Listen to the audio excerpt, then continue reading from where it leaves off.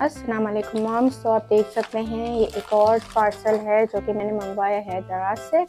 ठीक है, तो यहाँ पे जैसे कि पहले भी मैंने चीज़ परचेज़ की थी बच्चों के लिए, अभी एक और चीज़ परचेज़ की है और ये चीज़ बहुत ज़्यादा इम्पॉर्टेंट है फाइन मोटर स्किल्स ठीक करने के लिए।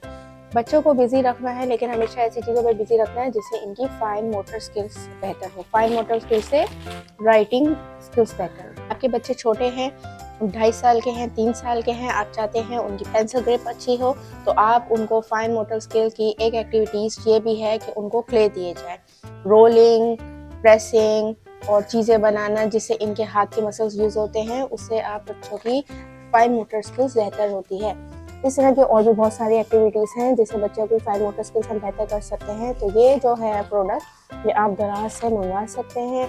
इनकी प्राइस मुझे 200 से 300 की पर प्रोडक्ट पड़ी है। टोटल जो है विद DC दराज से मुझे 607 रुपीज़ के पड़े। इनका लिंक मैं आप लोगों को शेयर कर दूंगी और कमेंट करके भी आप मुझसे लिंक ले सकते हैं।